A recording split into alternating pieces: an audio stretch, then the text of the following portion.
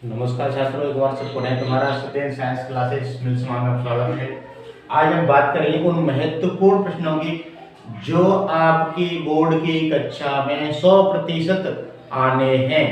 बात करते देखिए हम वक्रता, त्रिज्या और फोकस दूरी में संबंध। देखिए वक्रता, त्रिज्या और फोकस दूरी में संबंध, ये बात हो रही है दर्पण की। तो देखते हैं आप क्या होता है। देखिए अब किसी भी गोलीय दर्पण, कोई भी गोली दर्पण का हम अवतल दर्पण ले रहे हैं, ये मुख्य अक्ष हो गया। तो ये हम दर्शाते हैं यहाँ वक्रता केंद्र C, और ये होता है दर्पण का ध्रुव, और ये होता है मुख्य फोकस।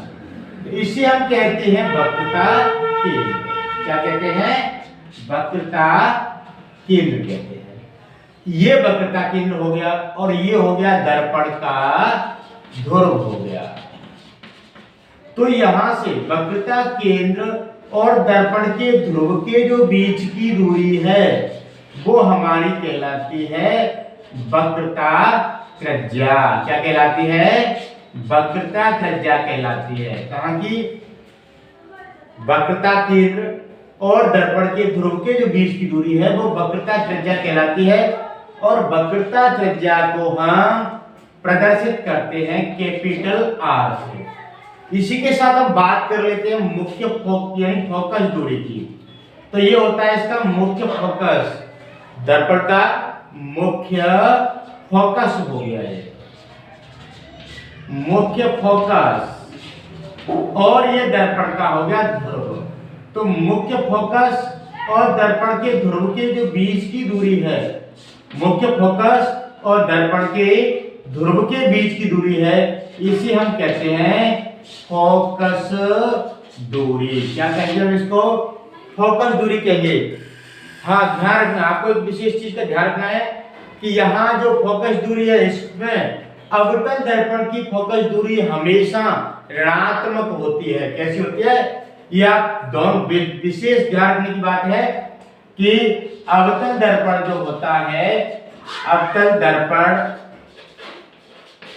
की फोकस दूरी हमेशा ऋणात्मक होती है। कैसी होगी? ऋणात्मक होगी। क्यों होगी ऋणात्मक? तो उसका जो बिंब है उधर ही बन जाएगा वस्तु की ओर। और अवतल दर्पण की आपसे पूछे तो अवतल दर्पण की फोकस दूरी हमेशा धनात्मक होती है। तो ये भी आप कोई सीखने की बात है, आपसे पूछ सकता है वो। अवतल दर्पण की फोकस दूरी को आप लिखवा ले, अवतल दर्पण की फोकस दूरी, तो जब उसको लिखोगे तो आप उसके आगे माइनस लगा दोगे। और जब हम बात करें उत्तल दर्पण की, तो उत्तल दर्पण की जो फोकस दूरी है वो हमेशा कैसी होगी? धनात्मक। यानी अवतल दर्पण की फोकस दूरी ऋणात्मक और उत्तल दर्पण की फोकस दूरी धनात्मक होगी। ये भी इसमें सीखने के लिए पॉइंट है आपके लिए, ध्यान रखना। नंबर 1 क्या सीखा इसमें? फोकस दूरी से संबंध में आप अवतल दर्पण की फोकस दूरी ऋणात्मक होगी और उत्तल दर्पण की फोकस दूरी धनात्मक होगी। आपको विशेष प्रकार से सीखना है, क्योंकि सवाल जब हम करेंगे इसका बहुत महत्व। जब हम सवालों को लेके चलेंगे ना, तो फोकस दूरी में किसमें माइनस लगाना है, किसमें प्लस लगाना है, ये आपके लिए बहुत ही विशेष अनिवार्य चीज है। अब आपको कहां से याद रखना है? तो यह रखना आप समझ सकते हो कि अब जो है आपका अवतल है उसको मैं यहाँ समझा रहा हूं, उत्तल भी समझाऊंगा। तो अवतल दर्पण की फोकस दूरी हमेशा ऋणात्मक रहेगी और उत्तल दर्पण की फोकस दूरी हमेशा धनात्मक रहेगी। तो मैं बात कर रहा था आपसे, ये आपको 1 नंबर का कई बार बोर्ड में आ गया, बहुत सीधा सा है, वक्रता, त्रिज्या और फोकस दूरी में संबंध। मैं आपको इस डायग्राम से समझा चुका हूं। आप इस डायग्राम को वीडियो पॉज करके उतार भी सकते हो। ये होता है, यानी जो दर्पण होता है उसके जो मध्य बिंदु है, केंद्र है, देखो वो जो वक्रता केंद्र हो गया। वक्रता केंद्र जो दर्पण का ध्रुव है, दर्पण के ध्रुव और वक्रता केंद्र की जो बीच की दूरी है उसे हम कहते हैं वक्रता त्रिज्या। और वक्रता त्रिज्या को हम दर्शाते हैं किससे? कैपिटल R से। अब आप यही देख लें, फोकस दूरी की बात करते हैं तो दर्पण के मुख्य फोकस और दर्पण के ध्रुव दोनों के जो बीच की दूरी है वो कहलाती है फोकस दूरी। क्या कहलाती है? फोकस दूरी कहलाती है। और फोकस दूरी को हम एफ से, स्मॉल एफ से प्रदर्शित करते हैं। इसमें संबंध क्या होता है, r बराबर होता है 2f, यानी वक्रता त्रिज्या जो होती है, वक्रता त्रिज्या मुख्य फोकस दूरी की दुगनी होती है। यदि हमें f बराबर निकालना है तो f बराबर हो जाएगा r/2। क्या हो जाएगा, r/2। मैं आपको 1 मिनट दे रहा हूं, आप इससे उतारना चाहे उतार सकते हैं, इससे बहुत कुछ सीख सकते हो। हम किसी चीज को रटना नहीं है, इसे डायग्राम से बहुत कुछ सीख सकते हो। यही देख लो आप, ये वक्रता त्रिज्या हो गई और इसकी आधी हो गई क्या, फोकस दूरी। तो हम कहें वक्रता त्रिज्या की आधी दूरी को फोकस दूरी कहते हैं। मुख्य फोकस से दर्पण के बीच की दूरी को फोकस दूरी कहते हैं। वही संबंध है, r बराबर 2 है या f बराबर r/2। अब हम इससे संबंधित एक सवाल बता रहे हैं आपको, देखिए सवाल को ध्यान से। दर्पण में आपको फोकस दूरी के बारे में बता चुके हैं। अवतल दर्पण की जो फोकस दूरी है हमेशा ऋणात्मक और उत्तल दर्पण की फोकस दूरी धनात्मक होती है। एग्जांपल हम लेते हैं, एक अवतल दर्पण की फोकस दूरी, एक अवतल दर्पण की फोकस दूरी 10 सेंटीमीटर है। कितनी है, 10 सेंटीमीटर। तो वक्रता त्रिज्या ज्ञात करो, वक्रता त्रिज्या ज्ञात करो। तो वक्रता पहले आप इंगित कर लो, मैंने आपको बताया f बराबर लिखेंगे -10 सेंटीमीटर। फोकस दूरी अवतल दर्पण की ऋणात्मक। अब बात करते हैं वक्रता त्रिज्या। तो वक्रता त्रिज्या r बराबर सूत्र है 2f। तो r बराबर 2 गुणा f, f कितना आ गया आपके पास 10, तो 10 से गुणा कर देंगे तो r बराबर 20 सेंटीमीटर। आपके पास वक्रता त्रिज्या उसकी कितनी हो गई, 20 सेंटीमीटर। इसको वो ऐसे भी दे सकता है, एक दर्पण की वक्रता त्रिज्या 20 सेंटीमीटर है, तो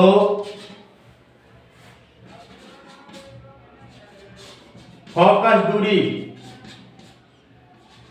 क्या होगी। ध्यान रखें, आपको अभी की ऑप्शन रिक्त स्थान के सवाल भी आते हैं, तो ये रिक्त स्थान के सवालों में से पूछ सकता है। तो फोकस दूरी f बराबर होता है r/2। r कितनी है आपकी 20, तो बटे 2 फोकस दूरी हो जाएगी 10 सेंटीमीटर। इस प्रकार से आपका ये 1 नंबर का सवाल, चाहे वो रिक्त स्थान में पूछ ले, आवाज अदा करके पूछ ले, कैसे पूछ ले, कंफर्म है, आप इसको उतार सकते हैं। ये 1 नंबर का सवाल है आपका, 100% आने के इसके चांस रहेंगे। अब मैं आपको ऐसे 5 छोटे-छोटे 5 प्रश्नों से अवगत करा रहा हूं, जिनमें से आपको 2 प्रश्न जरूर मिल जाएंगे, 2 उनको आपको मिलना है। देखिए हम बात करते हैं आगे दर्पण के उपयोग की।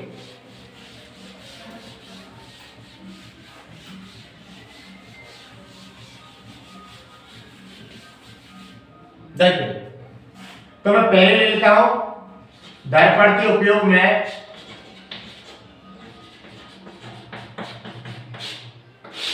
नंबर 1 ले लेते हैं अवतल दर्पण। अवतल दर्पण, अवतल दर्पण आपने देखा होगा आपकी छतों पर सबकी आजकल डिजिट यानी डीटीएच लगा हुआ है। डीटीएच इस प्रकार की छतरी लगी हुई है। तो इस प्रकार से क्या है, ये डीटीएच जो लगा हुआ है और इसमें आपने देखा होगा यहां से एक प्रकार की आकृति लगी होती है। तो डीटीएच की जो आपकी प्लेट है वो एक प्रकार से क्या है, अवतल दर्पण है। क्या है, अवतल दर्पण। ये करता क्या है, जो सैटेलाइट से आने वाले संकेत हैं उनको एकत्रित करके और अभिग्राही के लिए, अभिग्राही को ग्रहण करता है, अभिग्राही के लिए प्रेषित करता है। तो इसमें आता है हमारे जो घरों में डीटीएच लगा हुआ है, डिश एंटीना लगा हुआ है, वो भी एक प्रकार से अवतल दर्पण है, और यानी उसका में अवतल दर्पण का उपयोग होता है। हम बात करेंगे इसके दूसरे उपयोग की। बहुत ही बढ़िया उपयोग है और पूछ लेता है, सेविंग दर्पण के रूप में। किसके रूप में? सेविंग दर्पण के रूप में। आपसे जो बड़े हैं वो कभी सेव करते हैं दाढ़ी वगैरह बनवाने के लिए, कटिंग कराने के लिए जाते हैं, तो जो नाई की दुकान पर जो दर्पण लगा होता है वो कौन सा होता है? अवतल दर्पण होता है बच्चों, ध्यान रखना कौन सा होता है? अवतल दर्पण। तो आपसे पूछ ऐसे ही प्रश्न, इसको ऐसे घुमा सकता है वो। सेविंग दर्पण के रूप में किसका उपयोग करते हैं? तो सेविंग दर्पण के रूप में अवतल दर्पण का उपयोग करते हैं। क्या करते हैं? अवतल दर्पण का उपयोग। याद रखना, ये बहुत महत्वपूर्ण है। सेविंग दर्पण में किसका उपयोग करते हैं? अवतल दर्पण में उपयोग करते हैं। इसी के साथ तीसरा बता रहा हूं, जो देखो आपसे पूछ रहे वाहनों के अग्रदीप। अब आप चक्कर में पढ़ सकते हो अग्रदीप किसे कहते हैं? अग्रदीप आखिर होता क्या है? तो जो वाहनों का अग्रदीप अंग्रेजी में इसे कहते हैं हेडलाइट। क्या कहते हैं इसको? हेडलाइट। तो आपसे वो हिंदी में भी दे सकता है और इंग्लिश में भी दे सकता है, दोनों प्रकार से पूछ ले। वाहनों के अग्रदीपों में या वाहनों की हेडलाइट में किस दर्पण का प्रयोग करते हैं? तो बड़े आराम से आप कह सकते हो वो दर्पण होता है कौन सा? अवतल दर्पण। कौन सा होता है? अवतल दर्पण। ये वेरी मोस्ट है, ये दोनों जो है विशेष पोस्टों में आ रहे हैं। सेविंग दर्पण के रूप में अवतल दर्पण का उपयोग, वाहनों के अग्रदीप में या हेडलाइट में किसका उपयोग करेंगे? हम अवतल दर्पण का उपयोग करेंगे। एक और एग्जांपल इसी की हम बात कर लेते हैं, तो इसी से संबंधित है। आपसे पूछ ले वो वाहनों में प्रकाश का समांतर किरण पुंज, यानी लंबी लाइट चली जाए और प्रकाश कण समांतर जाए, समांतर किरण पुंज बनाने में किस दर्पण का उपयोग करता है? तो बच्चों देखो ये भी मोस्ट है यहाँ, अवतल दर्पण का। किसका होता है? अवतल दर्पण का उपयोग होता है। तीन आपको विशेष रूप से यहाँ से आपको पूछ सकता है, तीनों में से आप कंफर्म कर ले, एक नंबर तो आपका पक्का है। एक और आप उपयोग लगे, आपने देखा होगा कभी आप या आपके परिवार वाले, आपके अड़ोसी पड़ोसी कहीं किसी दंत चिकित्सक दांत वाले डॉक्टर के पास जाते हैं तो वो मुंह फड़वा लेता है कि आप अपना पूरा मुंह खोलिए, तो आपके मुंह में रसगुल्ला नहीं दे रहा होता है कि मुंह फाड़ो, आपके मुंह में रसगुल्ला डालूंगा। वो एक दर्पण लगाता है, उससे आपके जो दांत में जहां परेशानी है उसको वो बड़ा आकार देखता है, उसका क्या करता है? बड़ा आकार देखता है। तो यहाँ ये और भी एक उपयोग आ जाता है। जो दंत चिकित्सक हैं, दांत वाले डॉक्टर, दंत चिकित्सक, ठीक है, जो दांत वाले डॉक्टर हैं वो दांतों का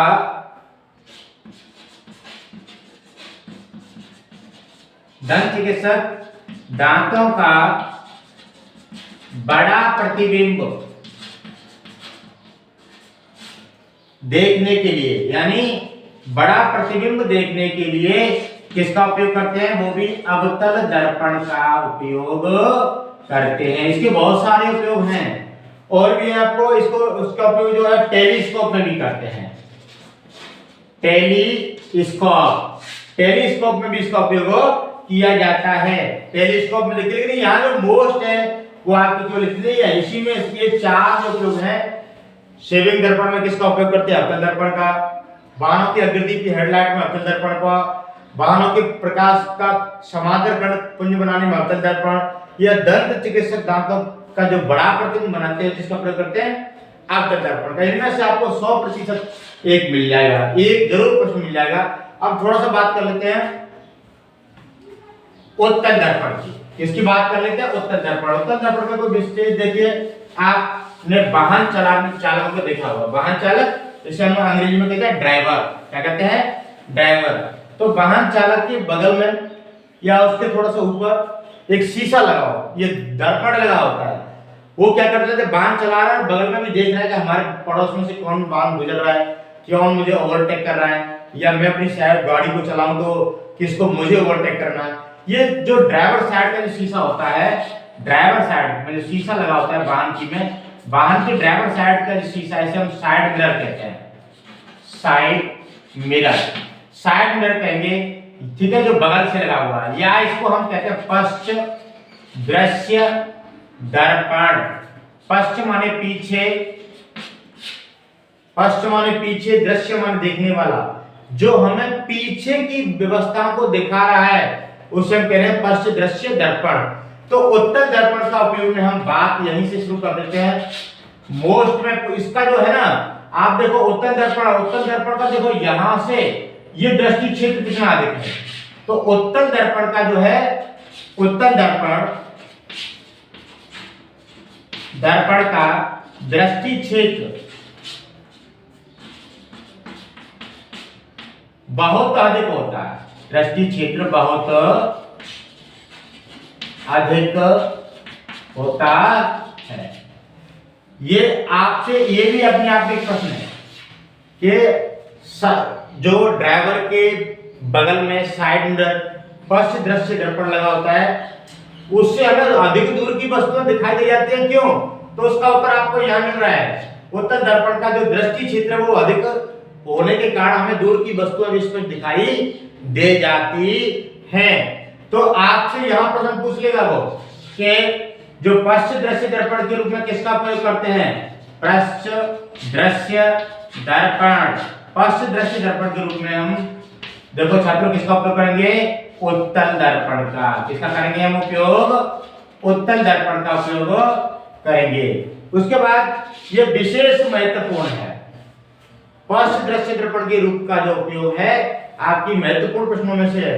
उसके बाद आप कभी एटीएम में, आपने एटीएम में कार्ड लगा दिया, उससे आपके लिए धड़ाधड़ पैसे गिर रहे हैं। आप क्या कर रहे हैं? आपने थोड़ी सी नजर हटा ली और एटीएम कार्ड को रख के अपनी जेब में रखने लगे, सोच रहे पैसे तो अभी निकल रहे हैं, तभी तक तुम्हारे पीछे से कोई आया, हाथ डाला, पैसे लेके भाग गया। गड़बड़ हो गई, पैसे आपके निकाले आपने और पैसे को लेकर गई। और तो इसके लिए क्या करते हैं? एटीएम मशीन जो है, एटीएम मशीनों के पास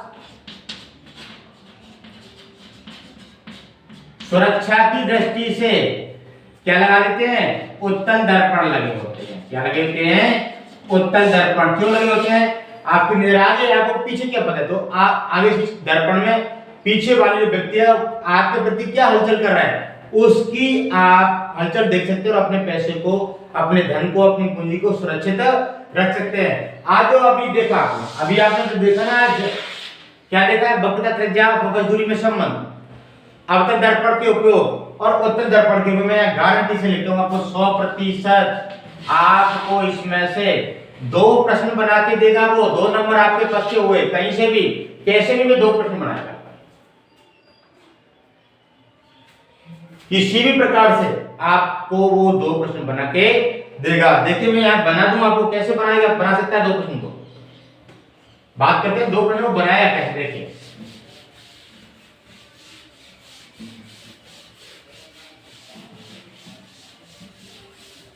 देखिए ऐसे प्रश्न दे दिया उसने आपको। प्रश्न 1 का